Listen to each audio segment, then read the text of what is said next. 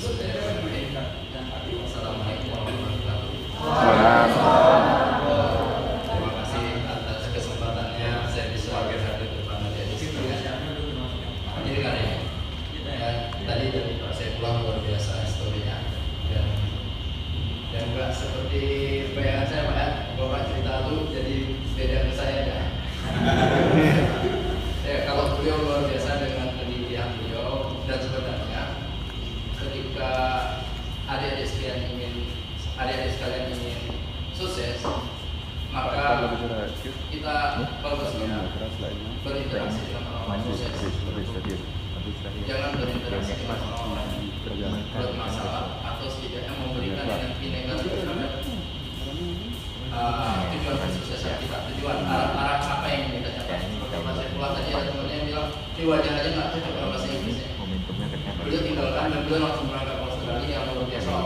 Beliau sudah menikmati hasil pada ekonomi. Nah, saya jika ingin kita berbelakang, saya kuliah itu juga masuk tahun 2000 itu peternakan. Ketika saya masuk peternakan, begitu lulus peternakan, saya sampaikan ke orang tua, "Mak, lulus di mana? Peternakan." Orang tua nangis. Iya, orang tua nangis karena abang kakak semua dalam kondisi kalau SMA tuh ranking, lawan masuk di ekonomi ada di fakultas hukum ada ya adik-adik saya juga ada bisa belajar 5 bahasa, abang saya juga ada juara matematika se-Indonesia dan saya tidak memiliki kemampuan seperti itu. 6 bulan saya meyakinkan orang tua saya bahwa saya dipeternakan akan mengabdikan orang tua. Di 6 bulan pertama orang tua saya adalah tidak lagi dan berani menceritakan tentang anaknya yang aneh ini ke masyarakat. Ya, jadi saya kemudian memulai peternakan karena memang dari kecil memang saya suka dengan peternakan dan kemudian sampai di Banda Aceh saya dikasih ya itu hanya 50.000 untuk 13 hari makan. Dulu masih 3.000-an sebelumnya saya harus dari sendiri dan saya mulai di peternakan dan saya baru fokus di peternakan justru di tahun 2017. Sebelumnya saya hanya belajar sedikit-sedikit di ilmu itu untuk peternakan, tapi kalau untuk usaha saya pernah buka usaha percetakan, tapi jangan diketawain ya. Ya sebuah kisah tragis dengan usia saya baru 37 tahun. Di percetakan saya mengelola sebuah usaha yang dulunya termasuk yang terbesar di Banda Aceh, namanya Studio. Pernah dengar Bapak? Pernah, Norman. Iya, itu abang kandung saya. Oh, ini kawan baik saya. Baik Bapak. Ya. Akhirnya ada kawan baik. Ya, jadi usaha itu dengan potensi yang luar biasa. Setelah tsunami, begitu tsunami kita hancur, setelah tsunami kita punya karyawan hampir 14 orang. Pada saat itu kita bisa menggaji mereka 5 juta setara dengan 2 rumah yang mas hadir. Ada yang punya penghasilan 2 rumah yang mas? Nggak ada. Belum, yang karyawan saya bukan. Jadi bukan saya karyawannya. Nah, uniknya lagi, waktu itu saya baru menyelesaikan kuliah. Jadi saya merekrut karyawan sama kejadian seperti hari ini. Setelah kuliah mau kemana? Nah justru yang datang ke saya tuh bukan hanya tamatan S1, justru yang datang ke saya itu tamatan S2. Nah di sini terlihat bahwa memang dunia kerja itu persaingan sangat ketat, di balik peluang juga sangat sedikit, dan yang peluang lapangan kerja itu sendiri tidak ada yang terbuka dengan misalnya seperti sekarang ini. Bisa juga angkatan di atas saya sedikit, juga di bawah saya sedikit itu ada yang dapat beasiswa dan akhirnya udah jadi dokter. Mudah ya untuk dapatin beasiswa seperti itu. Mungkin Pak saya pulang nggak seperti ini. Itu Pak ya, mudah harus cari kesana ke sini Pak ya. Kalau dulu Pak ya sebenarnya beasiswanya banyak, tapi kemampuan saya yang tidak mudah. Jadi kemana-mana ditolak ya. Untungnya sejak muda udah sering ditolak. Ada yang terima, ada yang enggak. Ya, di percetakan ini yang buat saya tahu, saya mengalami kerugian hingga 800 juta. Nah, jadi tahun 2014 kita tutup usaha kita dengan kerugian seperti itu. Dan saya sampai ke dulu itu mungkin dengan anak saya baru 2, itu kita seperti orang tua gitu. Dan kita membayangkan uang kita yang biasa penghasilan kita di 40 juta per bulan. Saya kerugian itu dari 2010, tapi kita menjaga karena kita di Mopang peternakan yang di dalamnya susu. Nah, kemudian saya bergabung di beberapa komunitas pengusaha yang biasanya lah ya, kalau orang kondisi tidak ada uang itu semua pengen dijualin. Waktu itu mulai batu cincin, jual ayam, jual sapi, jual yang belum saya jual itu adalah pasir sama semen, semua udah saya jualin. Dan pada 2017 saya berpikir bahwa nggak mungkin seperti ini lagi. Lalu saya kembali ke basic ilmu saya di peternakan. Cuman saya juga tidak suka dengan memelihara kambing. Jadi udah bergabung di beberapa komunitas usaha, saya mendapatkan ilmu tentang ilmu usaha. Akhirnya saya paham bahwa dia 800 juta itu karena saya tidak punya ilmu bisnis.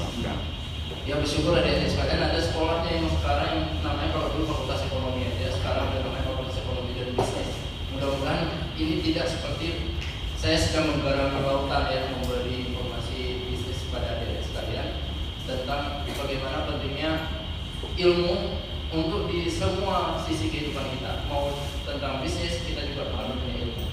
Tidak mentang-mentang kita punya uang atau punya bisnis maka kita akan berhasil tidak. Dan tadi dengan Pak Rusdi juga kita sudah bahas mengenai fenomena itu dan itu sangat mengkhawatirkan. Lalu saya buka peternakan, saya buka lebih kepada edukasi peternakan. Saya hanya perlu 4 ekor kambing, 4 ekor domba. Saya pilih juga kambingnya yang putih, saya pilih juga dombanya yang putih. Saya mandikan, saya bersihkan. Yang datang itu anak-anak TK hampir 1.000 orang per bulan. Ngapain mereka? Ya pastinya mereka untuk berwisata, untuk kasih makan kambing kita dikasih makan, domba kita dikasih makan, kita dapat duit. Jadi saya tidak tertarik untuk memelihara ternak dalam jumlah banyak. Saya tidak tertarik dalam memelihara ayam harus ribuan ekor, itu soal bisnis mereka sendiri. Tapi saya membuka edukasi ini bukan hanya untuk anak TK. Sebenarnya pemahaman yang salah dari guru TK bahwa setidaknya inilah taman rekreasi, sebenarnya taman edukasi. Dan pada kemarin sore kita baru melepas 11 orang peserta magang yang baru selesai dari SMK Peternakan Aceh Jaya. Dan ini untuk kesekian kita menerima peserta magang. Nah, pesan saya dalam artian gini ya, usaha ini saya bangun dengan doktrin bahwa memulai usaha itu tanpa modal. Ada yang berani menyangka atau tidak percaya gitu. Ya mungkin ada sebagian lain mungkin dengan Pak Rusdi agak berat tadi Pak ya. Kita buka usaha harus dengan pembiayaan, mungkin Pak Rusdi punya pertimbangan lain, kita juga punya pertimbangan lain. Ini konfliknya mungkin karena kan barangkali kalau kita ini memang saya juga mahasiswa kompleks ekonomi kan. Jadi kita di sini belajar teori, jadi tidak ada prakteknya. Bahkan yang diploma cuma ada magang. Jadi yang jadi tantangan sekarang karena soalnya saya pernah juga coba usaha tapi gagal juga. Jadi yang barangkali bahwa abang juga bisa ceritakan bisa nggak kalau kita pengalamannya masih kurang dan modalnya masih kurang untuk merintis usaha sehingga juga sukses dia bang. Ya baik. Ketika saya buka usaha di percetakan itu saya butuhnya desain grafis. Desain grafis itu tidak ada diajarkan di peternakan. Dan saya tidak paham mengenai pegang komputer. Dan khusus desain itu. Jadi saya buka kesempatan bekerja, saya cari mereka, dapat saya berapa orang, saya juga dapat dari DKI dapat 1 orang, dari profesional desain grafis di Jakarta saya dapat 2 orang, ada beberapa yang volunteer juga saya ada dapat, peserta magang juga ada dapat, dan itu saya belajar saya buat di peternakan saya. Nah, ketika saya buka usaha ini, saya duluan tahun 2017 itu duluan menyampaikan kepada, kan kita sekarang senjata itu medsos ya. Jadi saya bilang yang mau kurban tahun 2018 hubungi kami di Mopang. Pada saat itu saya tidak punya yang namanya lahan, tidak punya yang namanya kandang, apalagi namanya ternak. Nah, kita lupa bahwa silaturahim itu luar biasa sebenarnya. Bisa memanjangkan umur, menambah rezeki, menghilangkan dosa. Saya memanfaatkan itu peluang itu silaturahim. Jadi kalau kita bermain media sosial, isinya itu adalah manusia semua. Jangan sekali-kali, jangan terus-terusan kita jualan, terus tiap grup kita jualan, terus pernah masuk gitu. Sekali-kali maulah di status yang bagus itu kita like, kita subscribe, kita kasih penghargaan, kita share, kita hargai mereka. Kalau yang lagi putus asa kan, ini statusnya aneh-aneh kan, putus asa, putus kasih nasihat kan, tapi nasihatnya melalui inbox ya, jangan di jangan saya kata nasihat di situ jadi nggak bagus kan.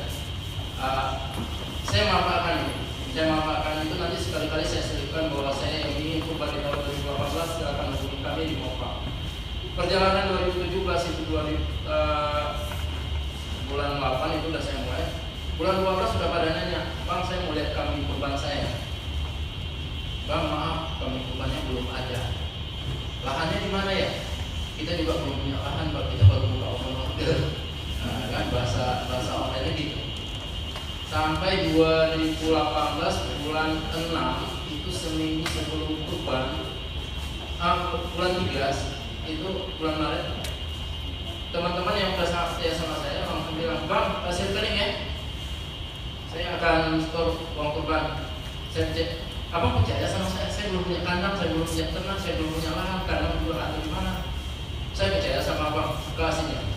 Jadi dana itulah kemudian saya jadikan modal untuk buat kandang, 1 kandang, dan saya dapat pinjaman lahan sementara, dan saya dapatkan seperti itu hanya untuk kandang, belum ada kambing. Lalu saya bermain ke pasar hewan, itu permainan saya baru yang ketiga atau keempat kali saya pasar hewan di Sibre, dan saya blend dengan namanya pasar hewan. Ketemu sama kambing, dengan PD saya bilang tahun ini saya bisa jual 250 ekor. Mau bantu saya punya kandang, punya lahan, tapi tidak punya kambing dan tidak punya uang. Ini kawan juga melihat kita, nanti kita ngomong Bang ya. Saya yakin ini sebuah keputusasaan mungkin ya, atau saya juga merasa nggak yakin juga. Akhirnya beliau datang dan surprise bagi saya. Beliau sampaikan, Abang butuh berapa? Saya butuh di support untuk kurban berapa yang saya butuh. Target saya 250 ekor. Baik, Abang DP ke saya 20%. Saya bilang saya nggak punya uang dan saya nggak, jangan berharap DP sama saya.